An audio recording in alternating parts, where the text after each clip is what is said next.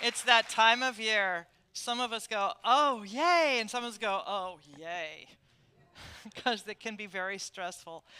Today we are talking about light and being a light bearer. Now, last week we brought into this tradition of celebration something that had not been brought into this community before. And many metaphysical and New Thought communities do not do this, but I had been studying with someone who began to give me a deeper metaphysical lesson, and that was all about Advent. And so the tradition of Advent is about bringing forth the gifts within us, cultivating them, and bringing them forth into our life, into our thinking, into our world, so that we might be a greater experience of love, of peace, of light, of whatever that gift is. Now, it's an interesting thing because this word God, that G word, is something that many of us have packed up, unpacked, interrogated, not interrogated. There's a lot with it. And so what I want to offer you is when you hear that word, translate it. The word for you might be light. It might be love. It might be life. It might be great universal spirit, Gus. It might be anything. That thing that represents the name and nature of the infinite divine truth that you are within here. So find that language so that in the resistance to a word, you don't miss your transformation. You don't miss your gift. So a couple of weeks ago, the first day of Advent would have been, and we didn't have a chance to celebrate it that day because I just made a decision after that, but the idea was hope.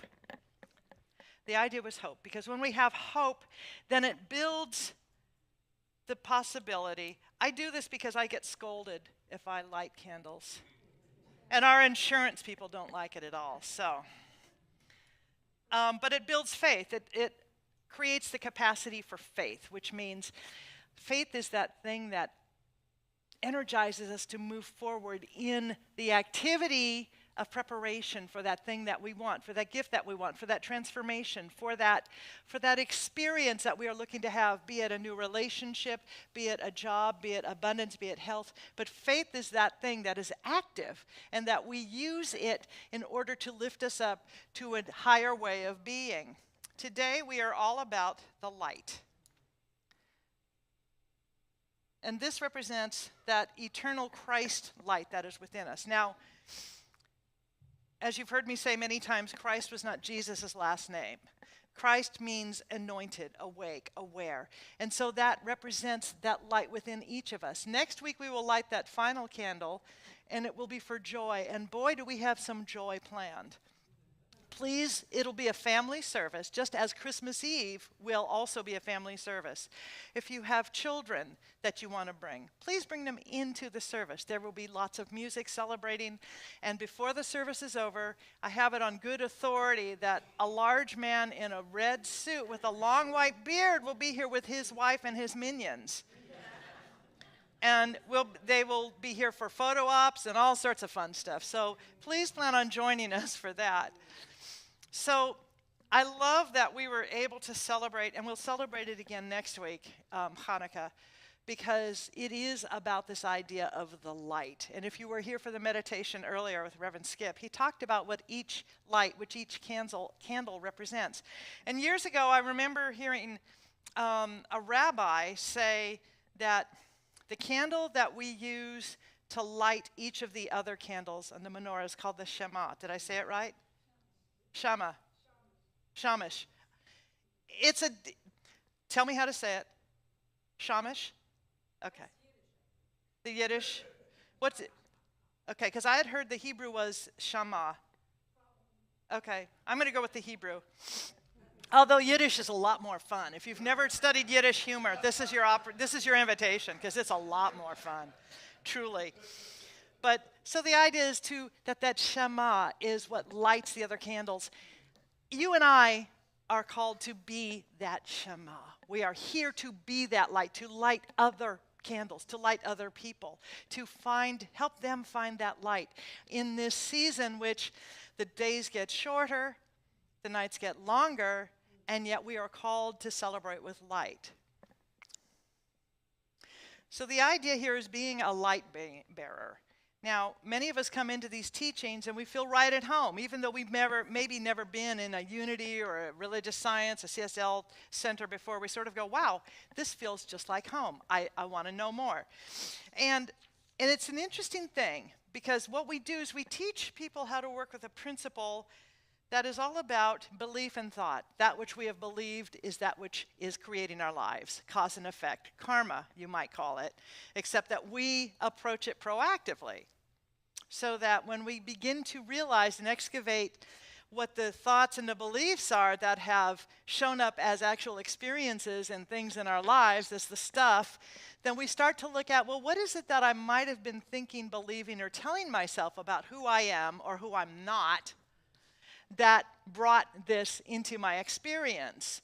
And so it's this deeper spiritual idea. It's not about pleasing a deity up in the sky somewhere who is, quite frankly, unstable and has fallen off his anger meds. That is not what we teach here. We look at God as presence, as something that surrounds and fills us, that is always responsive, and that it is innately good, innately love. That's what we work with. It's a powerful idea.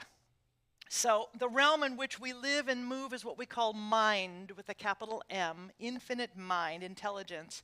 And it is an absolutely responsive and reliable mirror of what we have been believing, what we have been thinking, and what we have been focusing or giving our attention to. Because there's this idea that says, where your attention goes, the energy flows. Where your attention goes, the energy flows. And I know that I find that for myself. If I get up first thing in the morning and I am immediately going to the worst possible news stories online, then my attention gets hijacked. My energy gets hijacked. And if I don't turn it, if I don't refocus it, if I don't make a correction in how I am approaching my own self, then the rest of my day will be hijacked as well. And so the idea is we want to be able to walk in the world, yes, and to be aware of the effects, the situations, the stuff that goes on, but not be taken out by it. We don't want to be taken out by it. We want to be able to be that light that touches other people, to be that Shema. Ernest Holmes, who founded this teaching, described it this way: we think into this mind, and it is given unto us just what we thought into it. So it shows up as a mirror, as a reflection. And he always taught that if you really want to know what's going on in your thinking, take a look at the life around you. If things are harmonized, if they're working out well, congratulations. If you're feeling like they're not, then it might be time for a reset, for an examination, or to really begin to, in a disciplined way, move into constructively working with the beliefs that you want to have. Now, many of us grew up with beliefs that we don't want to have. And that's what I said earlier about some of us who might have grown up with a lot of religiosity. There's a lot of baggage to unpack sometimes. And someone who didn't grow up with that, perhaps less of that attention, or an atheist, it's not about all of these suitcases. It's more like a fanny pack that has to be unpacked. It's so much less of the baggage that you get to interrogate and look at. Not always, but usually so. So we work through classes, teaching, community, all sorts of stuff, events, and we explore the beliefs that have been residing within us, and we look at how those beliefs and thoughts and how we regard, again, it starts with our own sense of divine worthiness, how that has influenced and created our lives. So, for example, if your predominant ideas and beliefs are telling you that you are unworthy, that you are unlovable, chances are really, really good that the life you are experiencing has pain, has frustration, fear, helplessness, hopelessness, brokenness, some elements, not always, but you might have that sense sometimes of resignation. Conversely, though, if you grew up with a deeply anchored knowing of your worth, which is what we do for our kids. And it's what we do in our classes, because if you didn't get that, then we want to help you get that. And not according to what I interpret, but according to what is right for you, okay? We are a dogma-free zone, just so you know. We don't do dogma. It's too much work. But if you grew up with a deeply anchored knowing of your worth, your value, your uniqueness, and your lovability, your life probably feels rewarding. It probably feels good. Probably feels like a life that's yours, that you want. The spiritual truth that we explore is, how do you want to live now? What are you believing now? What are the thoughts, the habitual thoughts that are going on in your daily routine? Because those are the blueprints that create your life tomorrow. So we want to look at that blueprint. We know that within us is this divine spiritual blueprint, because we are created and we come from a spiritual source. And we are not just the reflections. I like to say we are the franchises of that. So what is true about God or source or spirit or love or light, whatever that word is that you use, whatever is true about that is true about you and me. In fact, I know it's the most true thing about you. So the idea I'm choosing to play with today, as I said, is light and how to be a light bearer. And it might seem like a tough assignment if you're in darkness. And the holidays can bring darkness. They just do, because our hearts tend to be more vulnerable. We tend to be more open. And we also tend to think more about those people that we've lost, those experiences maybe that didn't work out. And so the paradox of that can be quite interesting to hold. It can be difficult to hold. That's why community is so important, because I guarantee you that no matter what it is that you're going through today, there's someone else in this room, and probably more than one, who's going through the very same thing. There is such a value in shared community, shared story, shared life. So the growth path that we are on is not straightforward. It's not an upward kind of thing. It's a spiral, which means we go up and then we sink a bit. We go up, we sink a bit, maybe not as much as before. We go up, we sink a bit. And that is how growth looks. That is how health returns, how life returns. And I believe that our lives, our bodies, are always seeking to return us to a place of balance, to a place of spiritual perfection, of wholeness. You know, the other day when I was making turkeys for our feast, I burned myself. The moment I did that, I got to tell you, I know that every cell in my body, everything in my body went on alert to feed health to this little injury. The white blood cells got together. The red blood cells got together. Everything got together to heal. And healing happened started to happen before I even had a chance to go, oh man, it was already taking place. In the mind of God, there is no large, there is no small. Now that's hard for us to understand, but this little injury here is no greater, nor is it any smaller than the diagnosis that you might have gotten from your doctor last week. Because in the mind of God, all is wholeness, and everything seeks to return us to a knowing of wholeness, of knowing ourselves as divine beings. So that's why we say, with God, nothing is impossible. With faith, nothing is impossible. And whether you know it and you are someone who says, with God, nothing is impossible, or you just have this innate knowing within yourself that there's something greater going on, nothing is impossible. Nothing is impossible. So when we come into this place, we might feel as if we have genuinely awakened, and then we think that it might be smooth sailing ahead, right? Our hearts are genuinely open. But here's the thing. Apparently, the decision to evolve, and I really hate this part, doesn't immunize us from the experiences and, holy cow, the people that are so incredibly, annoyingly, and completely unevolved. What is that about? Jesus. In the Course of Miracles, there's this wonderful idea that basically says, when we commit to be more loving, more compassionate, more patient, and more, what would Jesus do? What would Buddha do? We commit to do that in our daily lives. And everything that is not that love, that compassion, that joy, that Buddha-like or Jesus-y stuff, it comes up for healing. So it immediately comes up. And again, it's like, what? What?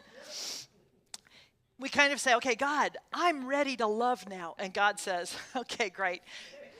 Here's the hate you're going to have to let go of. Oh, crap.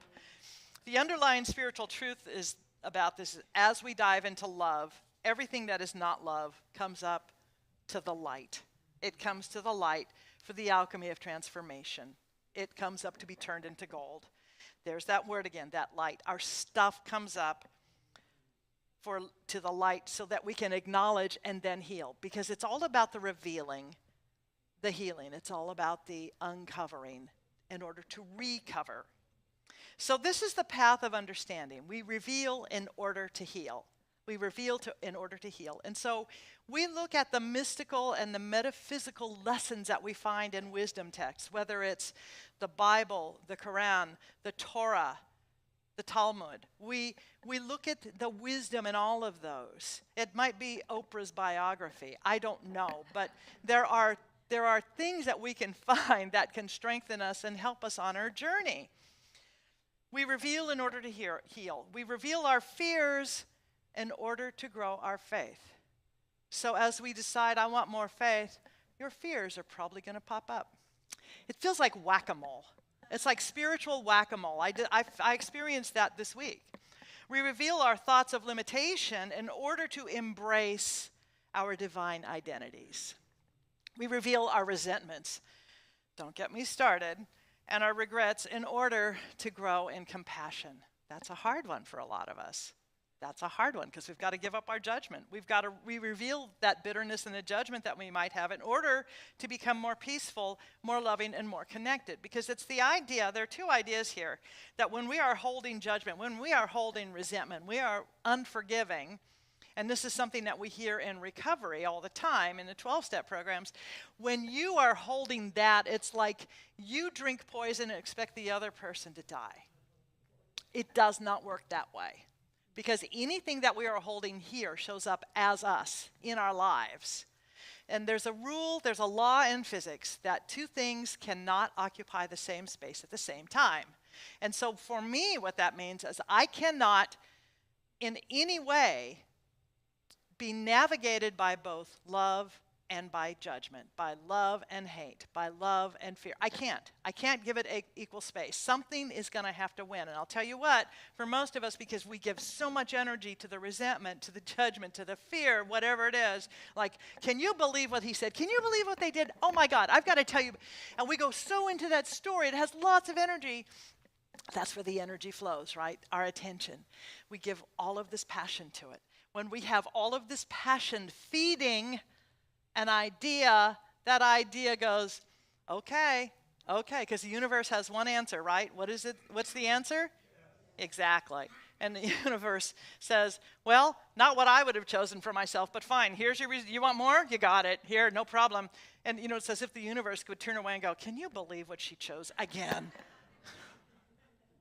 But if we can balance the passion we have for the anger with some passion and openness for love, oh my God, can you imagine what might be possible?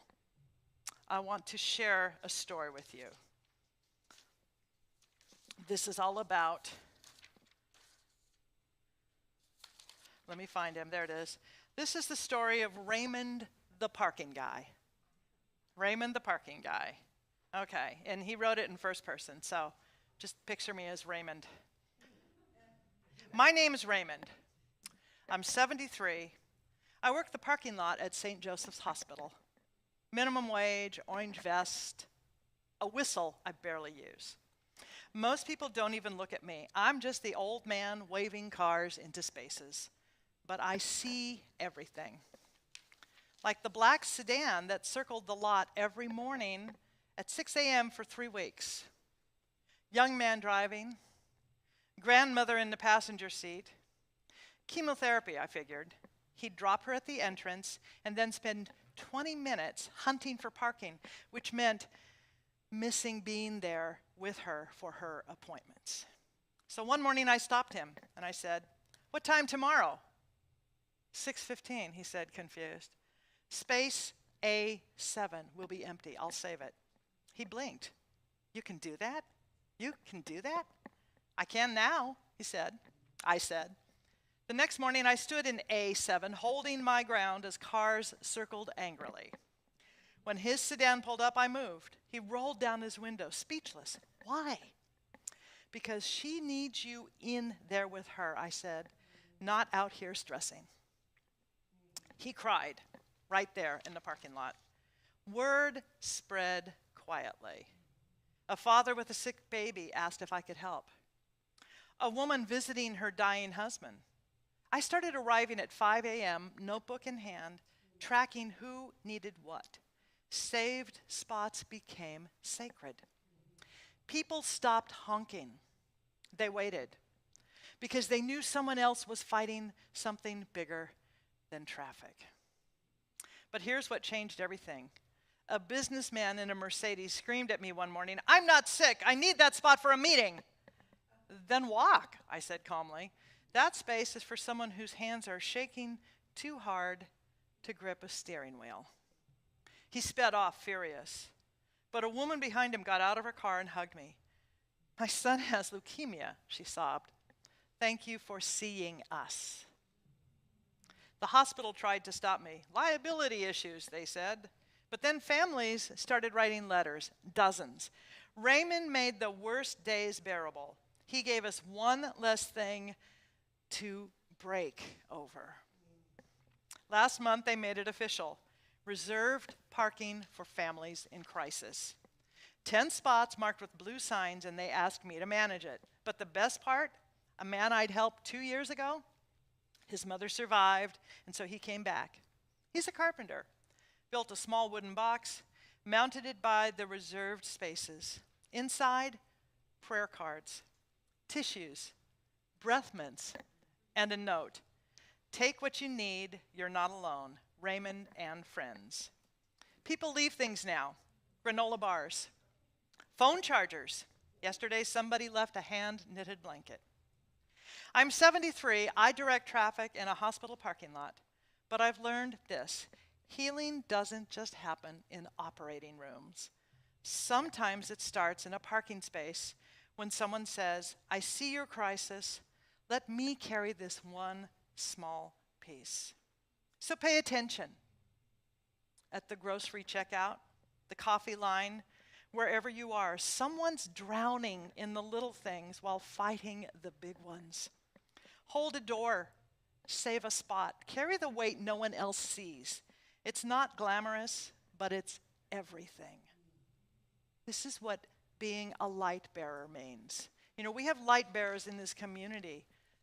Gail Palat, Mary Grace Gleason, and many of our other team members. You held the space, and you are also always holding the light. Where's Mary Grace? There she is. We were able to give Santa Claus to what, over 180 kids last week? Yeah.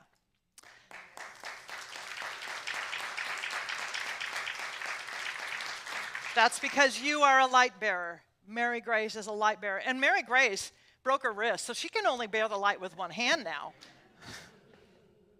But she's doing it. And the people who joined them on that team are all light bearers. It was an amazing thing to see these children. One little girl with a little pink bicycle.